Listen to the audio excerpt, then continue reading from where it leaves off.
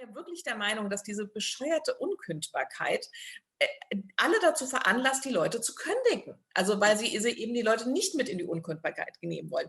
Da Mhm. muss man eine andere Regelung finden.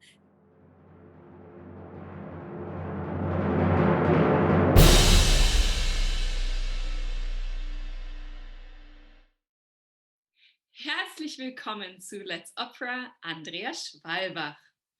Du bist Opernregisseurin, bist in Frankfurt geboren, hast auch dort studiert, hast angefangen, wie ich gelesen habe, in der freien Theaterszene und bist natürlich mittlerweile seit langer Zeit auf sämtlichen Bühnen Deutschlands und darüber hinaus als Regisseurin tätig und auch seit Anfang an freiberuflich, was ja auch in Deutschland jetzt nicht so verwunderlich ist als Regisseur. Ähm, Du gehörst aber in deinem Beruf immer noch zu einer Minderheit. Und zwar bist du sowohl weiblich als auch Mutter dreier Kinder, was im Theaterbusiness ja auch nicht so häufig ist. Es wurde natürlich jetzt viel darüber geredet, MeToo und die Frau im Beruf und im Opernbusiness, Gleichberechtigung. Meine erste Frage ist jetzt eigentlich, wo stehen wir denn jetzt im Opernbusiness? Wie ist es denn jetzt wirklich als Regisseurin, als Mutter und ja. Ja, ich finde, es ist ein bisschen besser. Es ist ein bisschen, ich sage, es ist ein bisschen besser. Ich mache es wirklich seit 30 Jahren. Aber es ist wirklich immer noch so, dass ich meine Kolleginnen, die jetzt, sage ich mal, wirklich ganz gut im Geschäft sind, ich rede jetzt auch nur von der Oper, ich finde es im Schauspiel total anders. Da Aha. sind wir ein ganzes Stück weiter, wirklich. Also das ist Hm. wirklich anders. Ähm, Ich kenne die alle noch. Also wenn du mich jetzt fragst, also die ganz gut im Business sind, die kann ich dir wahrscheinlich an meinen 10 Fingern abzählen. Und solange ich deren Namen kenne und alle kenne und fast alle kenne, sind es zu wenige, weil ich kenne nicht alle meine männlichen Kollegen. Das Ja, muss man einfach Wahnsinn. sagen. Das ist wirklich ein Unterschied. Ich bin auch weiterhin von den, jetzt gehöre ich schon ein bisschen zu dem älteren Semester, wie gesagt, ich mache schon seit 30 Jahren, meine jüngeren Kolleginnen sind, da gibt es jetzt auch ein paar mehr, die Kinder haben. Männer fragt man ja nie danach, ob sie Kinder haben. Nur wir werden immer gefragt. Aber es ist, die Vereinbarkeit in diesem Beruf ist natürlich nicht so einfach. Aber das möchte ich jetzt mal gar nicht dahinstellen. Das ist auch in anderen Berufen schwierig. Das ist totaler Quatsch. Zumal wir als Regisseure natürlich trotzdem nochmal eine ganz andere Bedingung haben als jetzt ein Sänger. Wir müssen nicht jeden Tag im Theater sein. Wir haben Ja, 6 Wochen Proben und dann sitzen wir auch mal wieder zu Hause. Ich fand das eigentlich eine sehr luxuriöse Situation, um Kinder zu haben ja. und damit umzugehen, weil du immer wieder Freiphasen hast. Hm. Ich finde, wir sind noch ganz weit weg davon, dass wir in irgendeiner Art und Weise eine Egalität bekommen. Und es ist auch nicht der Fall, dass es keine Regisseurinnen gibt. Das ist totaler Bullshit. Das sieht man auch an den Assistentenstellen. Oder ich habe immer mehr Regieassistentinnen und nicht Regieassistenten. Und wer dann davon übrig bleibt, das ist leider das große Problem. Ja. Wann geht die Schere auf? Warum und wieso? Müssten wir uns einfach mal fragen. Aber und vielleicht drängt es die, weiß ich nicht, es drängt eh nicht so viele Menschen in die Großform Oper, weil das einfach mit großen Kollektiven ist, die man arbeiten muss. Vielleicht schreckt das, ich weiß es nicht, wobei es mich überhaupt nicht beurteilen. Aber das ist natürlich ein großen Apparat, den man bedienen muss und der schreckt vielleicht auch manchmal. Kann sein. Wer weiß. Ich Also ich liebe habe immer ihn. das Gefühl, es gibt eigentlich unglaublich erstaunlich viele Menschen in diesem Business dafür, dass es ja angeblich so ein historisches Etwas ist. Aber gut. Was mich interessieren würde, wenn du so ein Problem in diesem Zusammenhang mit Gleichberechtigung nennen könntest, ein Konflikt vielleicht, der dir im Alltag einfach am häufigsten begegnet, was wäre das? Ich glaube, dass es, also ich hatte, wie soll ich sagen, nein, also sagen wir mal so, Probleme, die ich hatte, war wirklich eher, als ich eine junge Frau war, aber auch selten, das waren dann irgendwie etwas ältere Kollegen, mit denen ich manchmal aneinander geraten bin, weil die einfach nicht geglaubt haben, dass ich das kann. Mhm. Das war so eine Sache, aber das kann, glaube ich, auch einem jungen Mann passieren. Das würde ich jetzt erstmal gar nicht so geschlechterspezifisch sehen. Ich habe erlebt, und das, ich glaube, da bin ich nicht die Einzige, dass ich schlechter bezahlt worden bin. Ja. muss man einfach sagen. Das habe ich dann später rausbekommen. Ich habe ein paar gute Regiefreunde. Wir haben dann auch mal sehr offen über unsere Gagen geredet. Ich habe dann den jeweiligen Intendanten auch da mal drauf angesprochen. Dann wurde mir gesagt, ja, der Kollege, naja, der muss ja seine Kinder ernähren. Also ich anscheinend nicht, ich weiß es nicht. Es war irgendwie kein Argument für ihn. Er nahm an, die Frau hat einen Mann, der macht es dann schon für sie und ich mache das so als Hobby oder sowas. Keine Ahnung. Also solche Geschichten sind mir begegnet. Also ich wurde auch mal als inszenierende Hausfrau tituliert. Da war ich noch ganz, ja. Also das ist schon, also ich habe schon einiges aushalten müssen. Es hat mich nicht davon abgehalten, weiterhin 30 Jahre Theater zu machen. Aber da gibt es schon starke Männerbündnisse, die sind auch da. Also dazu müssen wir einfach sehen, das ist jetzt gar nicht, dass die Regie das ist, sondern das große Problem liegt daran, dass wir in den Intendanzen keine Frauen haben. Das ist wirklich lächerlich. Ja. Die kennen wir an einer Hand abzählen, die wirklich jetzt, sage ich mal, Opernhäuser, 3 Spartenhäuser leiten. Das ist Laura Berman, Dagmar Schlingmann. Ich kenne einige Operndirektorinnen, die ich sehr cool finde, wie Kirsten Uttendorf oder Isabel Ostermann, die ganz tolles Theater machen. Aber ansonsten ist es, natürlich gibt es auch noch ein paar mehr. Tut mir leid, Mädels, wenn ich euch jetzt nicht alle nenne, aber das ist jetzt, ich sage jetzt einfach mal, es gibt, wie gesagt, Karen Stone hat das ewig lange in Magdeburg gemacht, die hat ja jetzt auch auf Gießen mal von einer Frau geführt. Kommen jetzt aber auch keine Frauen hinterher, muss man jetzt auch sagen. Es wird gleich ausgetauscht, so ein bisschen wie bei der CDU. Ja. Da stehen ganz viele Männer, weil da war ja jetzt so lange eine Frau an der Macht, da muss jetzt unbedingt ein Mann hin, weil das ist ja sonst ungerecht. Ja. Also, ist so ein bisschen so. Ja. Und das ist, glaube ich, das größte Problem. Ja, verstehe. Dass wir da oben keine, dass wir keine Frauen haben, dass wir keine Teams haben, die wirklich, das kann ja auch, die ausgeglichen sind. Das ist einfach nicht der Fall. Ja, ist einfach nicht der Fall. Das muss man auch gar nicht irgendwie, muss man nicht mit den Themen hinterm Berg halten. Das ist einfach Fakt. Ja, ist klar. Jetzt möchte ich aber ein bisschen über deine Arbeit wirklich als Regisseurin reden und nicht die Umstände. Wenn du dich einem Opernstoff annäherst, wenn du eine Produktion vorbereitest, was ist dabei so dein Hauptaugenmerk? Woher kommt deine Inspiration, deine Motivation? Wie gehst du davor? Also ich bin absoluter Menscheninszenier. Also mich interessieren immer die Menschen. Also ich bin immer sehr nah an den Figuren dran und an der Psychologie. Und da ich ja auch 3 Sparten mache, ich liebe Operette. Ich mache gerade Ball im Savoy in Darmstadt. Wir haben eine Heidenfreude gehabt, Paul Abrahams Musik da auf die Bühne zu bringen. Ja. Und in der Oper ist es wirklich so, dass ich oft sehr pur damit umgehe, sehr stark an den Figuren dran bin und immer versuche, aus den Figuren herauszuentwickeln. Ich bin jetzt nicht so ein Bildermensch. Also ich brauche zwar ein Bild, aber es ist nicht so, dass ich denke, das Bild erzählt alles. Ich denke, der Mensch erzählt es. Deswegen bin ich ein absoluter Ensemble-Verfechter, weil sonst kann ich nicht arbeiten. Also ich kann nicht an Bühnen gehen, wo es lauter Gäste gibt. Ich habe 3 Besetzungen. Habe ich früher gemacht. Auch gerade die großen Häuser arbeiten so. Das geht völlig gegen meine Arbeitsweise. Das kann ich nicht. Sondern ich gehe auch immer wieder, ich bin sehr treu, ich gehe immer wieder an dieselben Häuser, als wir die Intendanten mich lassen. Und liebe es, mit diesen Ensembles dann auch weiterzuarbeiten, wenn es eine Form von Vertrauen gibt. Also zum Beispiel in Heidelberg bin ich nicht wie so eine Hausregisseurin mittlerweile und liebe dieses Ensemble sehr. Es wechselt natürlich auch immer mal durch, aber ein paar alte Kräfte bleiben ja auch immer da. Und man kennt das Haus und dann kommt man in dieser Arbeit, also so wie ich arbeite, einfach ein ganzes Stück weiter. Und deswegen arbeite ich so.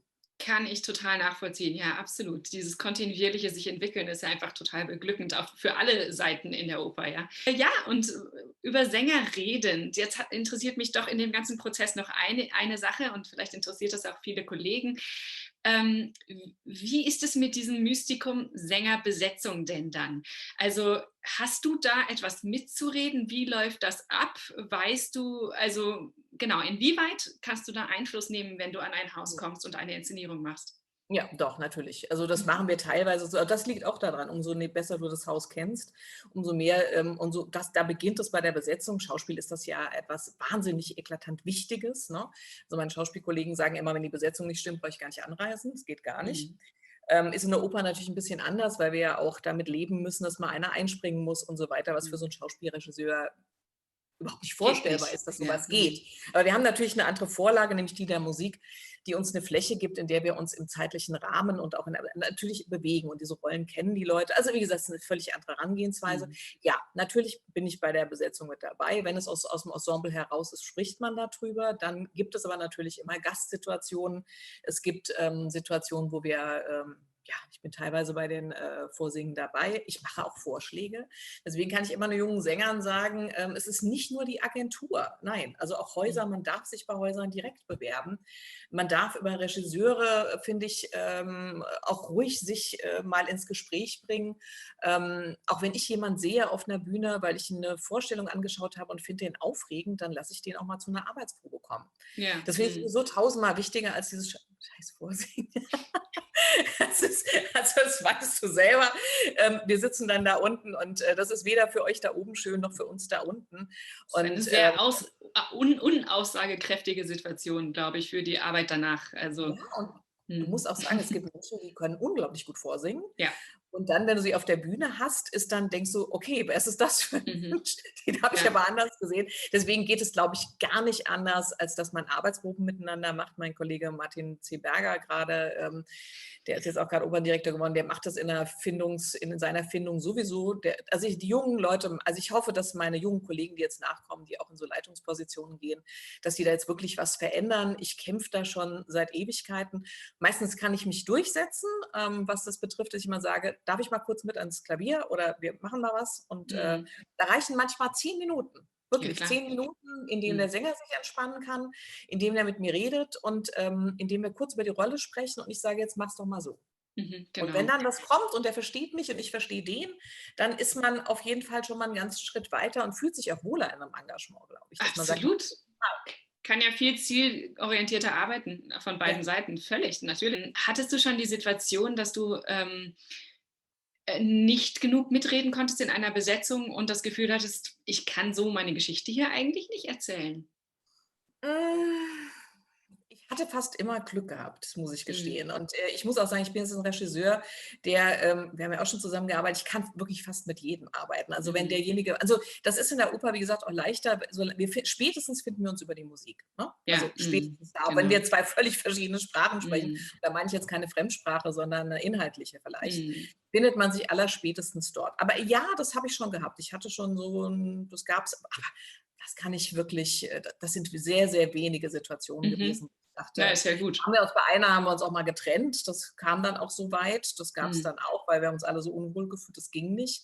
Und ja, manchmal ist es auch so, dass der Sänger so kämpft, weil er einfach falsch besetzt ist. Das gibt es ja auch, ja, dass die Rolle nicht stimmt, also nicht die Rolle, die Partie nicht stimmt. Das ist natürlich ja dann auch nochmal eine sportliche Leistung, die man da ist ja auch aus Sängerperspektive der Weg sozusagen für sich selbst die richtigen Rollen zu finden, ist ein schwieriger und für viele dauert er lange und auf dem Weg dahin, genau, passieren einfach durchaus auch mal Querschüsse, die nicht funktionieren auf der Bühne. Also es ist nicht ungewöhnlich, dass ein Sänger dann merkt, der vielleicht im Festengagement ist und diese Rolle singen muss, aber die passt einfach nicht zu seiner Stimme. Also du hast ja, das habe ich gerade am Anfang schon gesagt, durchaus auch in der freien Theaterszene gearbeitet und machst es, glaube ich, auch immer wieder. Was ist dein Gewinn? Was nimmst du daraus mit? Oder was ist der Spannungsbogen zwischen zum Beispiel staatlichen und freien Theatern für dich? Also es ist eine Autorenschaft, also ich schreibe und entwickle da Stücke natürlich auch und das ist halt in der Oper sowieso etwas schwieriger. Also es wird immer ein bisschen offener. Ich muss auch sagen, wirklich durch Corona, also ich durfte da jetzt auch wieder 2 Stücke machen, die ich entwickelt habe, zusammengebaut habe, in der ich Texte geschrieben habe. Das kam mir total zugute. Das sind 2 tolle Sachen geworden. Die hätte ich so nie machen dürfen in einem Stadt- oder Staatstheater, auf gar keinen Fall. Jetzt hätte der Intendant gesagt, viel zu, da weiß man nicht, ob die Leute das wollen und kommen und so weiter, ne? Also zu experimentell. Das ist auf einmal jetzt alles möglich. Ich weiß nicht, ob wir ein bisschen was davon beibehalten können, weil das man unterschätzt da das Publikum, glaube ich, gnadenlos. Die sind zu viel, viel mehr bereit. Besonders wenn sie Absolut. wissen, das ist was Neues. Und dann muss man wirklich was Neues machen. Man muss nicht immer alle alten Stücke daneben auseinandernehmen, zertrümmern und so weiter. Da kriegen sie manchmal Schluck auf, wobei ich auch das immer legitim finde, wenn was Tolles Neues bei rauskommt. Ich finde, es gibt keine Verbote, gar nichts, ja, in der Kunst. Aber in der freien Szene ist es wirklich so, dass man, ich arbeite in Frankfurt immer wieder, da gibt es eine gut situierte freie Szene, da habe ich wirklich auch angefangen. Auch für neue Musik natürlich, auch das weißt du, mit Ensemble Modern. Ich habe viel im ehemaligen THT, also im Musanturm jetzt gearbeitet und im Theaterhaus Frankfurt, die ganz tolle kleine Sachen machen. Und manchmal ist es auch schön, wieder so ein bisschen back to the roots, nicht diesen riesen Apparat zu haben, sondern eigentlich nur eine kleine Bühne und zu sagen, damit mache ich jetzt Theater. Und das ist auch ein bisschen ja, wie so eine kleine Fingerübung. Wieder kann ich das noch? Und es ist nicht weniger Arbeit, überhaupt nicht. Aber ich finde es extrem bereichernd. Ja, finde ich auch. Also finde ich schön, dass du das auch so siehst. Und ich finde auch dieses Back to the Roots, das ist so, man besinnt sich gerne auf diesen Kern dann eigentlich. Und ich finde, das inspiriert dann auch die große Bühne ungemein. Jetzt hast du das schon angesprochen, gerade natürlich Thema Corona, Theater, Freiberuflichkeit. Wie erlebst du als freie Künstlerin jetzt diese Pandemie, diese Krise? Also ich war bis gestern gut durchgekommen. Jetzt erwischt es uns einfach alle. Es Ja. erwischt uns gerade alle. Jetzt ist es leider, also ich hatte 2 sehr schöne Premieren am Anfang der Spielzeit, die wir auch hoffentlich noch spielen können. Da hätte ich eine große Eröffnungsproduktion gehabt, die haben wir dann einfach geschoben. Die ist jetzt nochmal geschoben. Also ich schiebe nur noch. Ich bin nur noch am Telefon und es ist ein absolutes Chaos in den Theatern gerade. Aber ich hatte eigentlich immer, wenn das nicht kam, kam was Neues. Ich habe das auch nochmal. Ich jammer jetzt ein bisschen auf hohem Niveau, aber ich darf auch mal jammern. Ich habe die ganze Zeit nicht gejammert. Also ich kenne Kollegen, die nichts haben. Also im Regiebereich, im Ausstattungsbereich, im Sänger, Tänzer etc. Also wir haben, mir ist gestern eine große Produktion, die statt einer anderen großen Produktion kommen sollte, die auch verschoben ist. Die wurde jetzt wirklich abgesagt. Ich kann das jetzt leider noch nicht sagen, was es ist, weil es steht noch nicht auf der Webseite, das möchte ich dem Theater Ja. jetzt nicht vorgreifen. Aber da hätten wir jetzt wirklich in genau 2 Wochen begonnen. Mhm. Das ist fertig. Die Kostüme sind fertig. Mhm. Bühne ist fertig. Es ist wirklich alles fertig. Es ist eine unglaubliche, ich finde es auch eine Verschwendung natürlich von Ressourcen, Unfassbar. Menschenressourcen und so weiter. Andere Häuser, ich weiß von ein paar Kollegen, gestern haben wir irgendwie alle uns angerufen, es hat ganz viele getroffen, also wo wir auch wissen, das kommt jetzt auch nicht mehr. Also dieses Theater, wo ich da jetzt bin, das wird auch nicht geschoben, weil da gibt es einen Intendantenwechsel. Ich hatte total gehofft, wir machen das. Ich habe sogar gesagt, mein Gott, Leute, ich mache das auch in 4 Wochen. Ich mache es in 3 Wochen. Wenn wir auf der Bühne durchstehen, weil wir haben im Moment so Statione-Situationen, da geht sowas dann echt schneller und die Sänger haben keine Vorstellung abends. Also ich habe die für mich und da geht das wirklich schneller. Ich habe in Belgien auch schon so gearbeitet, dass das Usus, dann macht man das nur so. Wir machen das ja, weil wir sind halt Repertoire. Aber ja, das ist schon bitter. Das wird uns auch noch begleiten. Meine nächste Produktion, die jetzt kommen wird, also eigentlich hätte ich morgen Premiere mit Malem Savoy. Das kann ich sagen, weil das verschoben wurde und auch da steht in Darmstadt am Staatstheater. Da hat das Theater, finde ich, sehr klugerweise so relativ früh gesagt, wir haben das eben 3 Wochen geprobt. Dann haben wir das jetzt hingelegt. Wir waren sehr weit und haben gesagt, nein, das zeigen wir nicht jetzt vor vielleicht 150 Leuten, keine Ahnung, so werden wir die Situation im Frühling noch haben, wenn wir überhaupt aufmachen dürfen. Sondern das ist so ein Knaller, das ist auch was Spaß macht, das wollen die Leute dann auch sehen. Das merkt man auch. Ich habe selbst beim Arbeiten gemerkt, dachte so, boah, ey, ich verstehe Paul Abraham wirklich gut, dass der 1932 so ein Stück geschrieben hat. Ich möchte mich in keiner Art und Weise oder uns mit dieser Situation vergleichen, weil das sind wir nicht. Aber das ist ja so ein Stück, wo man überhaupt nicht spürt, dass da draußen schon die Welt brennt und dass er als Jude einen Monat später das Land fluchtartig verlassen musste. Aber es ging uns auch so. Wir waren unser bestes Publikum. Wir haben gesungen, getanzt, gelacht, ja, und dachten so, ach, ja, ich verstehe, warum er das gemacht hat. Ja, das ist ein bisschen 13 Leute dieses, in dieser Premiere haben getobt damals. Und ja, das wird wahrscheinlich dann auch so sein. Hoffe ich das doch. ist ja, hoffe ich auch, das ist so ein bisschen dieses Titanic-Gefühl einfach, ne? Dass man es nochmal so richtig krass krachen lassen kann. Ja, wenn man weiß, wer weiß, wann die nächste Chance kommt. Ja, was glaubst du denn, Was glaubst du, wird Corona jetzt für Auswirkungen auf unser Business haben oder was wünschst du dir vielleicht auch für die Zeit nach Corona? Also, wie gesagt, ich glaube, viele Dinge sind also wir haben bewiesen, dass wir auch in der Oper schnell reagieren können und nicht 3 Jahre im Voraus. Das fand ich erstaunlich, dass das Ja, geht, weil man wird wirklich in diesem Business groß damit, dass man also wenn das nicht, über 3 Jahre geplant ist, dann geht das gar nicht. Also der Terminkalender sieht halt auch von uns dann so aus, wenn man immer, ne, dass man gut gebucht ist. Für Sänger ist das auch so, die gut im Geschäft sind. Ich glaube, dass das im Moment, also Auswirkungen wird es haben, dass wir eine komplett leere Spielzeit vor uns herschieben, egal wie wir was verschieben und so weiter. Also für die Teams wird es bedeuten, dass es die jetzt viel haben, werden irgendwann weniger haben, weil dann kommen die anderen hin, die jetzt geschoben wurden. Ich glaube, dieses Loch, entweder haben die Menschen das Loch jetzt oder das Loch kommt später. Das kommt aber, bin ich mir ziemlich sicher. Für die Sänger bedeutet es, also gerade für junge Sänger, dass sie im Moment nirgendwo reinkommen. Sie kommen nirgends rein. Also ich weiß nicht, hast du das ja wahrscheinlich mitbekommen, dass im Theater Osnabrück der neue Intendant, der da kommt, mit diesen, ja, dass er da einen Raubbau betrieben hätte, indem er so viele Menschen entlassen hat, dass das nicht geht zu Corona-Zeiten. Ich finde, das ist ein zweischneidiges Schwert. Ich finde, ich kann es nachvollziehen, weil die Menschen, du weißt das selber, wenn du nicht vorsingen kannst, keine Vorsingenrolle hast, nicht angesehen werden kannst, wie willst du einen neuen Job bekommen? Das stimmt. Auf der anderen Seite kommen die anderen 30 nicht rein. Also es ist egal, wie du es drehst. Es bleibt irgendjemand, also entweder entlässt du die in die Arbeitslosigkeit oder die anderen bleiben. Also ich hätte einen größeren Skandal gefunden, wenn man Stellen streichen würde, was ja. ich hoffe nicht auf uns zukommt. Das kann alles noch passieren. Ja? Also wirklich, man braucht sich, glaube ich, keine Brille machen. Aber erstmal denke ich, lebt Theater natürlich auch ein bisschen von der Fluktuation. Also diese Freiheit hat der künstlerische Ausübende und der andere, der ihn engagiert. Beide haben das. Ich finde das gerade, dass man da jetzt auf einmal mit so, ja, mit diesen Mitteln da dran geht, ja, weil es ist, glaube ich, jetzt für diesen Intendanten extrem schwer, da anzukommen. Das finde ich gerade in so einer Krise auch keine gute Herangehensweise. Hm. Und wie gesagt, ich weiß aber auch keine Lösung für, weil ich mache gerne Hm. Aussetzen, dass man sagt, okay, muss nicht gleich irgendwie, ja, vielleicht haben die auch nochmal eine Chance, ich gucke mir die in der Spielzeit an. Das habe ich auch schon bei neuen Teams, die irgendwo kamen, die das so gemacht haben. Das fand ich ein bisschen sozialverträglicher zum Beispiel.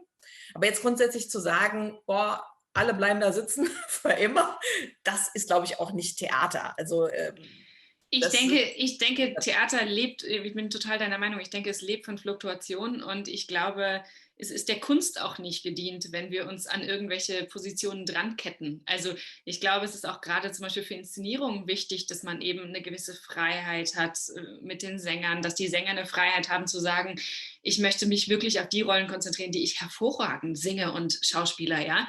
Warum soll ich die Zeit zum Beispiel mit meiner Seite verschwenden, in der ich vielleicht nur mittelmäßig bin? Da gibt es andere Sänger, die sind in den Rollen dann viel, viel besser.